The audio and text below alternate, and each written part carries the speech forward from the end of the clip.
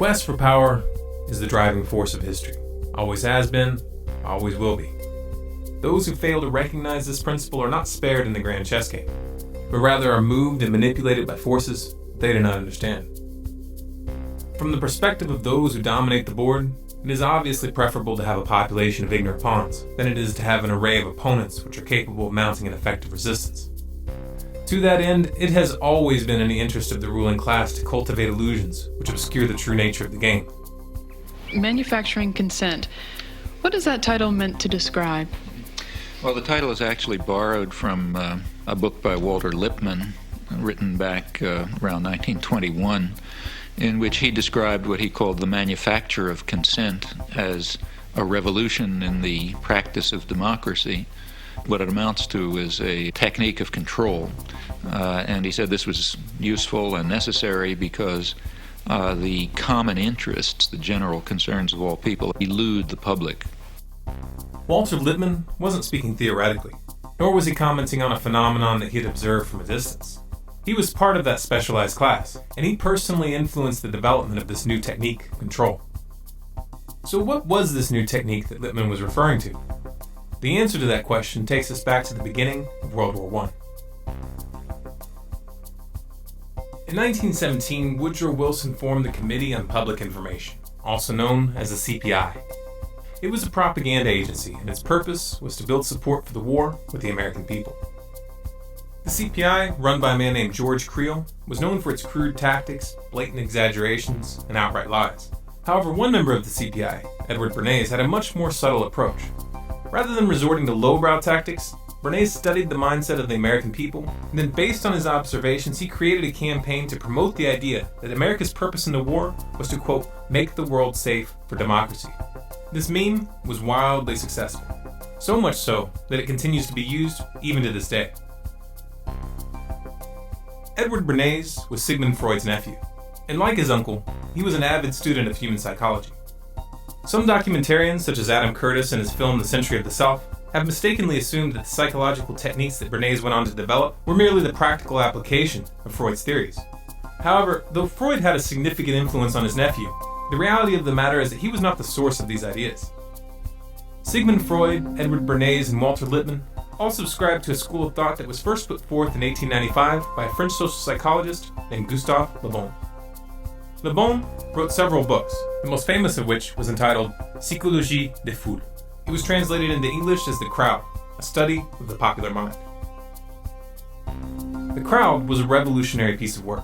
In it, Le Bon not only presented an in-depth description of group psychology and how it differed from individual psychology, but he also outlined a very simple set of principles that enable leaders to spark ideological contagion and thereby rise to power. Hitler, Goebbels, and Mussolini all studied Le Bon's writings, and they applied his techniques to the letter. The results that they attained were precisely those that Le Bon claimed that they would have. Funny how they leave that little detail out of most history books, don't you think?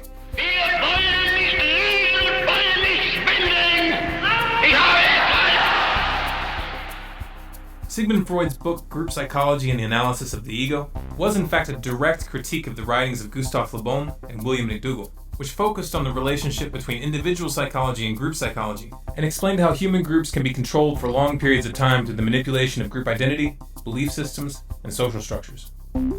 Edward Bernays studied the writings of Freud, Le Bon, Wilfred Trutter, Walter Lippmann, and many others. He then combined their perspectives and synthesized them into an applied science. The success of his Make the World Safe for Democracy meme during the war, both at home and abroad, planted the seed of an idea in Bernays' mind. Could group psychology tactics be applied during peacetime? When I came back to the United States, I decided that if you could use propaganda for war, you could certainly use it for peace. And propaganda got to be a bad word because of the Germans using it. So what I did was to try to find some other words. So we found the word Council on Public Relations. In 1919, Bernays opened the world's first public relations office. He named his agency the Council on Public Relations. It occurred to me that any young debutante who was aware of the times and of herself as a woman being discriminated against, would be delighted to walk in the Easter parade with her bow to dramatize the idea that cigarettes were indeed torches of freedom, to validate and to invalidate the taboo against women smoking. So I called up a debutante friend of mine, asked her to get another friend and two young men whom they liked, and I also instructed them on how to give information about what they did to the newsreels, weekly newsreels, to the newspapers, to the three important press associations, the AP, the United Press, and International News Service, and to walk from 34th Street to 57th and back and forth, lighting torches of freedom to protest man's inhumanity to women by a taboo against smoking. Next morning, there wasn't a newspaper in the United States, even the New York Times had a front page story, "Debutantes light torches of freedom to protest man's inhumanity to women by a taboo against smoking, lighting cigarettes in their walk." The interesting thing to me was that within 3 days, the newspapers, without any intercession on my part, published accounts that women were smoking in Union Square in San Francisco, in Union Square in Denver, and on the Boston Commons. This was Bernays' specialty, engineering social trends for clients, and he was very, very good at it. Perception was now a commodity, for sale of the highest bidder. Bernays aided the CIA and United Fruit Company, known today as Chiquita Brands International, in a successful campaign to topple the democratically elected Guatemalan government in 1954. He headed up the public relations campaign to garner support for the fluoridation of municipal water supplies on behalf of the aluminum mining company, Alcoa Incorporated, who was looking for a cheap way to dispose of their industrial waste. And he even helped the company convince the American public to eat heavier breakfast so that they would buy more bacon. What made Bernays so successful was his skill in applying 3 psychological tactics. 1. Creating carefully calculated associations with the subconscious fears and desires of individuals. 2. Influencing opinion leaders and perceived authority figures in order to reach those who followed them. 3. Initiating the contagion of behaviors and ideas through social conformity. Bernays wrote several books promoting these psychological tactics, including Propaganda and Crystallizing Public Opinion. In these books, he specifically encouraged governments and corporations to use his methodology to manipulate public perception. This suggestion did not fall on deaf ears. His techniques worked so well that they were adopted by virtually every sector that sought to influence the public. Media, politics, advertising, even the military. As Walter Lippmann had indicated, it was a revolution. Joseph Goebbels, Hitler's propaganda minister, found Bernays' approach very useful. Bernays acknowledged this fact in his 1965 autobiography entitled Biography of an Idea, where he wrote, "Karl von Wiegand, foreign correspondent of the Hearst newspapers, an old hand at interpreting Europe and just returned from Germany, was telling us about Goebbels and his propaganda plans to consolidate Nazi power.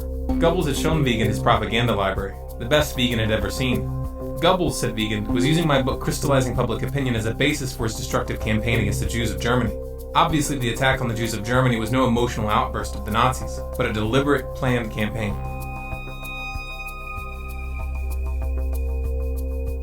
The events that transpired in Nazi Germany stunned the world, and they inspired several prominent psychologists to investigate how populations are convinced to commit atrocities. In the process, they inadvertently established the science behind Le Bon's and Bernays' methods.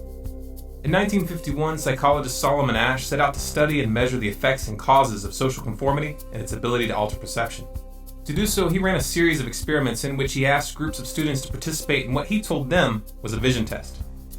In reality, all but one of the participants in each test were actually actors, each of whom had been prepped to give specific answers at specific times. The subjects were shown a card with a line on it, followed by another card with 3 lines on it, labeled 1, 2, and 3. They were then asked which line in the second card matched the line on the first card in length. The lines were made in such a way that the correct answer was obvious. Each member of the group was asked to give their response one at a time, and the real participant always answered last or next to last. For the first 2 trials, the actors gave the obvious correct answer. However, beginning on the 3rd trial, they would all give the same wrong answer. The goal was to ascertain how many people would conform to the perception of those around them when the group's position contradicted their own senses. The results surprised Ash. He had believed that the majority of participants would not conform and give an answer that was obviously wrong. However, results showed that 37% of people would conform to the crowd consistently, and 75% conformed at least some of the time. Ash was uncertain as to whether this conformity was limited to social compliance, or whether it was actually influencing perception on a neurological level. In 2005, neuroscientist Gregory Burns sought to answer this question. Burns created a variation of Ash's experiment, this time measuring brainwave activity during the test to determine at what level of the brain this conformity was taking place. The results showed very clearly that the occipital and parietal lobes were the most active when the participants were answering incorrectly. This meant that conformity was actually altering the perception of the test subjects at the neurological level. Take a moment and register what that means. Social conformity literally causes the brain to rewrite our reality.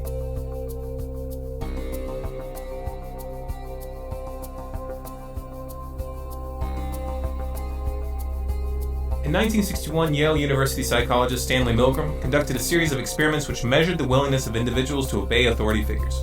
In the experiment, test subjects were placed in a scenario where they were led to believe that when they flipped a switch, an electrical shock was being delivered to a person in the adjacent room. They were then ordered by a man in a white jacket claiming to be the official scientist in charge to ask the person in the next room a series of questions. If they received an incorrect response, they were to punish them by flipping the switch, thereby administering a shock. For example, in the first line it reads, blue, boy, girl, grass, hat.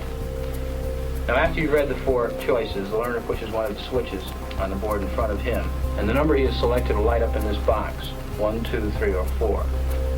Now if he gives the correct answer, you say correct and go on to the next line. The correct answer is underlined and is also indicated in the right margin. Yeah. If he were to indicate the wrong answer, you would say wrong. Then tell him the number of volts you're going to give him. Then give him the punishment. Then read the correct word pair once, and then go on to the next line. As the test progressed, the voltage level was steadily increased, and the screams from the next room became more and more desperate, begging to stop the test and stating multiple times that they had a heart condition. 330 volts. Let me out of here. Let me out of here. My heart's bothering me. Let me out of here. You have no right to hold me here. Let me out. Let me out. Let me out. Excellent. Fast. Let me out. Many of the subjects expressed hesitation about continuing with the experiment upon hearing the person in the other room scream and beg for help. Those that did were informed by the scientists that they had no choice but to continue. No consequences were threatened, yet just this assertion was usually enough to achieve compliance. Under the influence of an apparent authority figure, 50 to 65% of subjects continued administering the shocks even up to the maximum 450 volt shock. They even continued after the person in the other room had stopped screaming, which indicated that they were unconscious or dead. Bird, car, train, plane.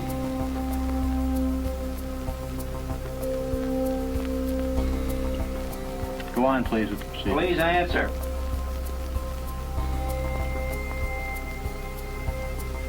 The answer is bird, 345 volts.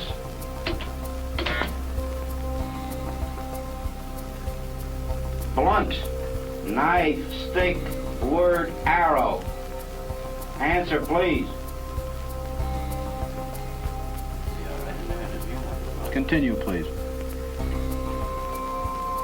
The answer is arrow, 360 volts.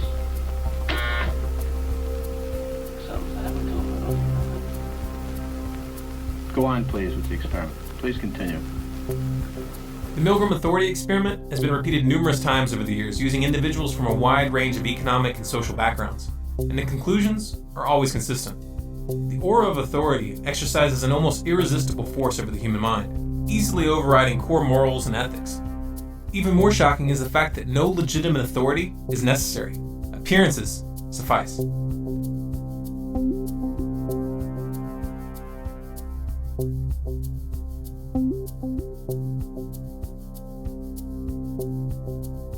The invisible government that Walter Lippmann, Edward Bernays, and Woodrow Wilson had referred to was not just an abstract concept.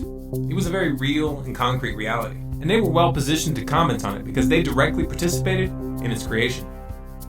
It all started as an inquiry. The inquiry, to the select few who knew, was a group of 150 men assembled by Woodrow Wilson to gather the data that they thought necessary to, quote, make the world safe for democracy after World War I was over. Among the known members of the inquiry were Walter Lippmann, Paul Warburg, better known as the father of the Federal Reserve, and Edward House, Wilson's closest advisor, the man responsible for convincing Wilson to sign the Federal Reserve Act in 1913. From 1917 to 1918, the group compiled over 2,000 documents to be used during post-war negotiations. The most famous of these was the 14 Points document, authored by Walter Lippmann, which proposed the creation of the League of Nations, the predecessor of the United Nations. Then, to my surprise, they asked me to go over with Woodrow Wilson to the peace conference. And at the age of 1926, I was in Paris for the entire time of the peace conference that was held in the suburb of Paris, and we worked to make the world safe for democracy. That was a big slogan. After the Paris Peace Conference in 1919, a portion of the inquiry met at the Hotel Majestic with a number of British diplomats to discuss the forming of a permanent institution. This meeting eventually led to the decision to join forces with a group of high-ranking officers of banking, manufacturing, trading, and finance companies led by Elihu Root, a powerful corporate lawyer who was also a former United States Secretary of War and leading advocate of America's entry into World War I. On July 29, 1921, the merged group filed a certification of incorporation, officially forming the Council on Foreign Relations, also known as the CFR. The CFR went on to build a membership comprised of the world's most powerful business leaders, politicians, and corporations. Among the corporate members are Goldman Sachs, JP Morgan, Chevron, Exxon, Shell, BP Oil, General Electric, Raytheon, Lockheed Martin, Northrop Grumman, Boeing, Bloomberg, Rothschilds North America, and DynCorp International. You can find a complete list on the CFR website. It's good to be back at the Council on Foreign Relations. As Pete mentioned, I've been a member for a long time and was actually a director for some period of time.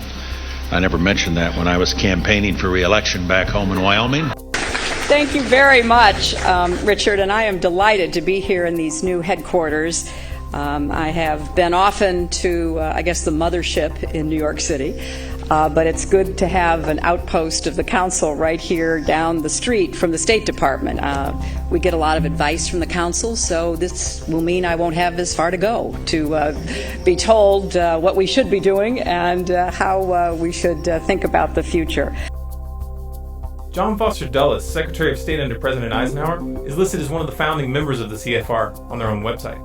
It was Dulles that convinced Eisenhower to use the CIA to topple the democratically elected Prime Minister of Iran, Mohammad Mossadegh, in 1953. The Shah, the puppet who was installed in his place, was a brutal dictator. He enjoyed full support from the U.S. government until he was overthrown in the Islamic Revolution of 1979. Dulles was also the man behind the 1954 CIA coup in Guatemala, and remember, Bernays ran the propaganda for that operation. The tactic that Bernays chose was to convince the public that the Guatemalan government was backed by the Soviets. Nada menos que John Foster Dulles, que era el secretario. No less a figure than John Foster Dulles, head of the State Department, was part of the firm of lawyers acting for the United Fruit Company. His brother Alan was the head of the CIA. So it didn't take much of an effort on their part to persuade their president, a military man, Mr. Eisenhower, to give them the green light to overthrow Arbenzi's government. Para derrocar al gobierno de Arbenz. U.S. Secretary of State Dulles takes the rostrum to urge united action by the Americas to outlaw international communist intervention in the Western Hemisphere. Bernays' tactic worked, even though the Soviet Union didn't even have diplomatic relations with Guatemala at the time. Я абсолютно убежден в том, что правительство Арбенса The Arbenz government, which had been in power from 1950, didn't enjoy any logistical support from the Soviet Union. We didn't even have diplomatic relations. There was no Soviet mission in Guatemala. Once again, Bernays set a trend, and for the next 40 years, the U.S. government would use the specter of communism to justify invasions and covert operations around the globe. Another member of the CFR, George Bundy, was National Security Advisor under Kennedy and Lyndon B. Johnson. He was also the man responsible for encouraging the escalation of the Vietnam War, a prospect that Kennedy opposed and would not have allowed had he lived. This according to documents written by Bundy himself. President Nixon's National Security Advisor Henry Kissinger is also a member of the council. Kissinger was the man behind the CIA coup which overthrew the democratically elected president of Chile, Salvador Allende. The puppet they installed in Allende's place, Augusto Pinochet, was another brutal dictator who tortured and killed thousands of his own citizens. The U.S. government politely looked the other way. Carter's National Security Advisor, Zbigniew Brzezinski, is also a member of the council. In 1972, I became director of the Trilateral Commission, an American, Japanese, West European public organization. In 1976, I directed the Foreign Policy Task Forces for Jimmy Carter. Then I became the National Security Advisor for 4 years. Then I went back to private life, although in 1988, I was co-chairman with Brent Scowcroft and Henry Kissinger of the Foreign Policy Task Force for Vice President Bush. You mentioned something earlier that you've done that comes up right in the spot that you're sitting many times by our callers across the country, and that is a suspicion that there is a conspiracy afoot through the Trilateral Commission and the Council on Foreign Relations. You ran the Trilateral Commission for how long? About 3 years, I think. Something like that, 3 years. Not only did I run it, I helped to found it and organize it with David Rockefeller. It was Zbigniew Brzezinski who was behind the funding and arming of the Mujahideen in Pakistan and Afghanistan, a tactic designed to incite the Soviets to invade. U.S. National Security Advisor Brzezinski flew to Pakistan to set about rallying resistance. He wanted to arm the Mujahideen without revealing America's role. On the Afghan border near the Khyber Pass, he urged the soldiers of God to redouble their efforts. We know of their deep belief in God, and we are confident that their struggle will succeed. That land over there is yours. You'll go back to it one day because your fight will prevail and you'll have your homes, your mosques back again because your cause is right and God is on your side. I mean, let's remember here, the people we are fighting today, we funded 20 years ago. Ronald Reagan's National Security Advisors Richard B. Allen and Robert C. McFarlane are also members of the council, as was his Secretary of State, George Shultz. George Shultz was behind the attempted overthrow of the Sandinista government in Nicaragua. This was part of the Iran-Contra scandal. The Contras, which Reagan and Shultz were arming and training through the CIA, killed, tortured, raped, mutilated, and abducted hundreds of civilians that they suspected of sympathizing with the Sandinistas.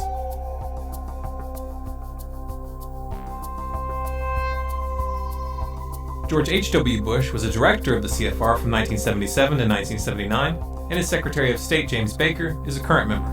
You might remember this clip from 2012 where Baker and Clinton joked about the plan to take out Iran. There will also be many, many side effects, all of them adverse, from an Israeli strike. But at the end of the day, if we don't get it done the way the administration's working on it now, which I totally agree with, then we ought to take them out. Secretary Clinton. Well, we're working hard. We're working hard. I said at the end of the day may be next year. It will be next year. Kind of sounds like an inside joke, doesn't it? 1 year after this interview, the Obama administration attempted to initiate an attack on the Syrian government. This was designed to draw in Iran, which has a mutual defense agreement with Syria. Obama took an indirect route by funding and arming militants who then committed atrocities and blamed them on government forces.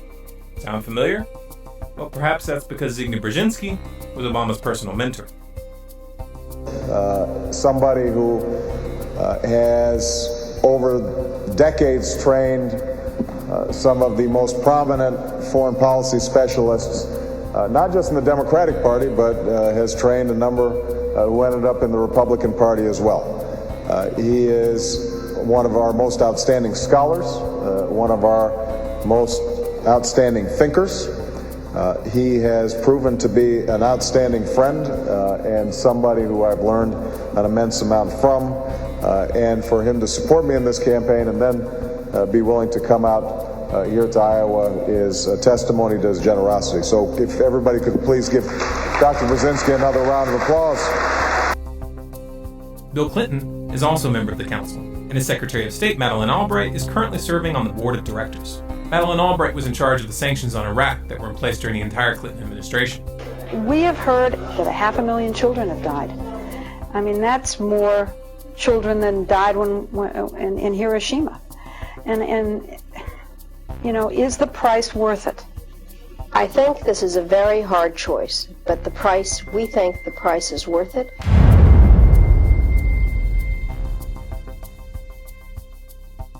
Colin Powell, who led the charge to war with Iraq by presenting false evidence to the UN in 2003, is also currently on the CFR board of directors. Indeed, the facts and Iraq's behavior show that Saddam Hussein and his regime are concealing their efforts to produce more weapons of mass destruction. My colleagues, every statement I make today is backed up by sources, solid sources. These are not assertions.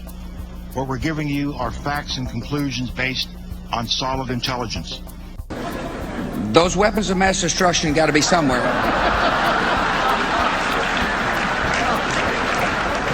Nope, no weapons over there.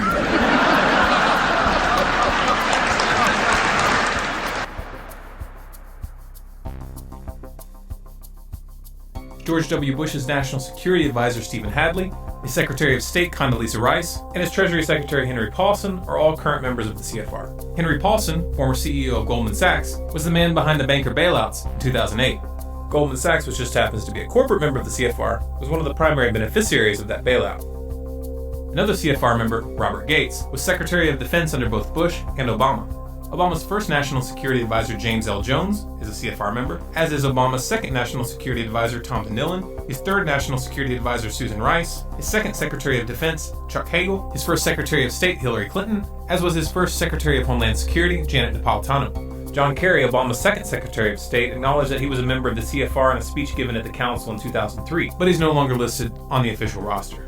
In the Senate, Dianne Feinstein is listed as a member, as is John McCain, Joe Lieberman, and former Senator Christopher Dodd. Christopher Dodd is currently the president of the Motion Picture Association of America. In that role, he was the driving force behind the SOPA and PIPA internet bills. 3 out of 6 of the current board members of the Federal Reserve, Daniel Tarullo, Jerome Powell, and Janet Yellen, are all publicly listed as members of the Council. This cozy relationship between the Federal Reserve and the CFR goes back to the very beginning. Paul Warburg was a founder of both organizations, and he held positions in both of them concurrently. He was a director of the Council from its creation in 1921 until his death in 1932, and he served on the Federal Reserve Board from 1921 to 1926.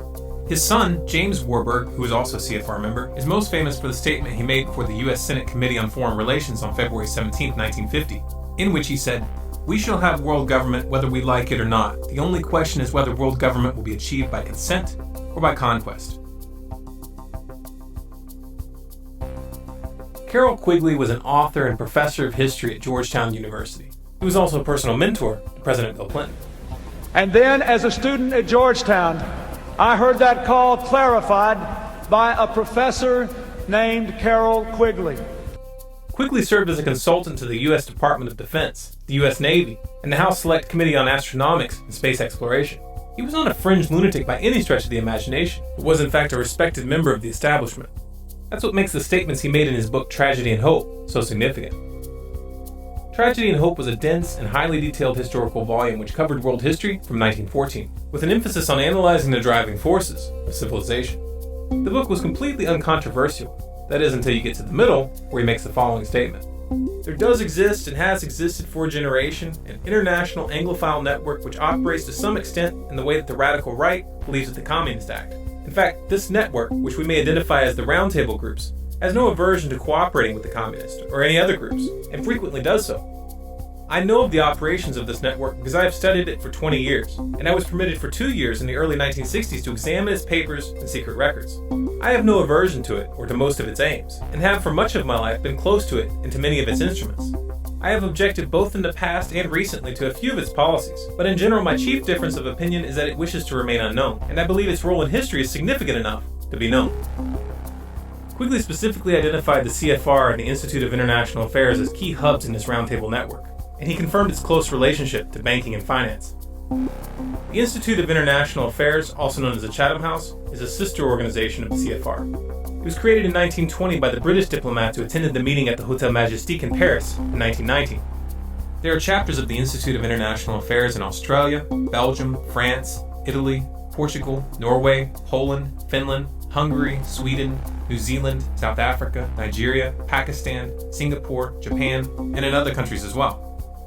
For we are opposed around the world by a monolithic and ruthless conspiracy that relies primarily on covert means for expanding its sphere of influence, on infiltration instead of invasion, on subversion instead of elections, on intimidation instead of free choice, on guerrillas by night instead of armies by day. It is a system which has conscripted vast human and material resources into the building of a tightly knit, highly efficient machine that combines military, diplomatic, intelligence, economic, scientific, and political operations. Its preparations are concealed, not published. Its mistakes are buried, not headlined. Its dissenters are silenced, not praised. No expenditure is questioned, no rumor is printed, no secret is revealed.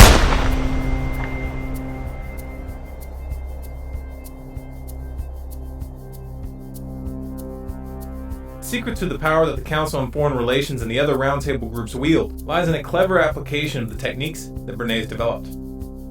They target individual psychology by cultivating a sense of exclusivity and prestige, which plays upon people's desire to feel important and powerful.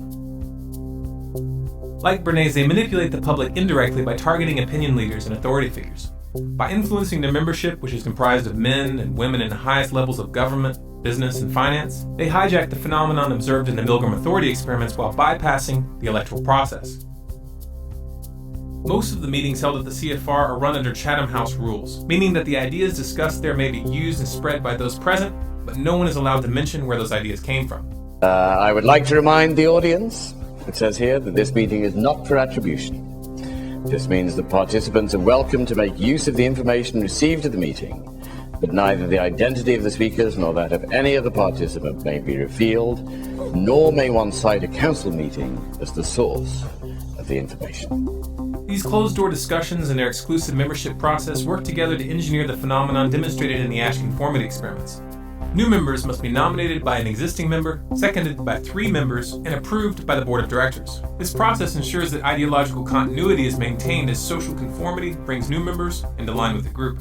It's important to remember that wealth, social status, and official positions of power do not reduce the effects of group psychology. We get a lot of advice from the council, so this will mean I won't have as far to go to be told what we should be doing and how we should think about the future. To put it in simple terms, the politicians aren't the ones calling the shots. They're just puppets. Voting the bums out doesn't work, and it hasn't for a long, long time. Now you know why. Even if we remove every single corrupt oligarch from the councils of government, we will end up right back in the same situation unless we deal with the psychological underpinnings of our enslavement. But how do we do that? How do we reach the group mind and shake the crowd from its slumber? Group psychology is a weapon, and like all weapons, it is capable of being used for good or for evil. For many years, it has been in the wrong hands. It has been hidden from the public and used against them. It's time for the people to pick up that weapon and use it to free themselves. It's time to start studying. Read Gustave Le Bon's books, The Crowd and Psychology of Revolution. Read Edward Bernays' books, Propaganda and Crystallizing Public Opinion. And read Gene Sharp's books, From Dictatorship to Democracy and National Security Through Civilian-Based Defense. Learn the theory, learn the techniques, and start using them to spread the truth rather than hiding it. Start using them to prevent wars rather than start them. Start using them to stop the militarization of the police and to end the surveillance state. Use them to bring this corporate mafia to its knees. Some of you may find this proposition frightening. This is dangerous stuff. These are ideological M16s with boxes of ammunition. If even a few motivated individuals started using these techniques effectively, it could seriously disrupt the balance of power. But that is exactly what's needed. I challenge you to look around. Look at the state of the world. Look at where these psychopaths are taking us. If you do not feel the imperative to change the course that we are on, then you're not paying attention. So just as I say we aren't going to let any dogs or water hoses turn us around, we aren't going to let any injunction turn us around.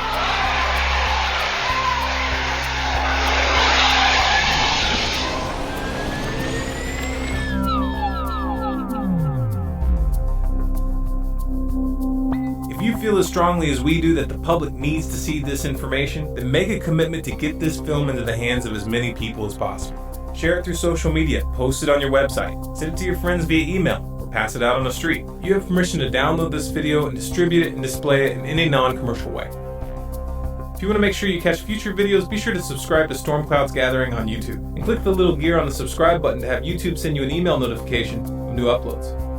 Also sign up for email updates on our website, stormcloudsgathering.com, and follow us on Facebook, Twitter, and Google+. Special thanks to everyone who donated on our website over the past year to make this film possible. We really sincerely appreciate your support.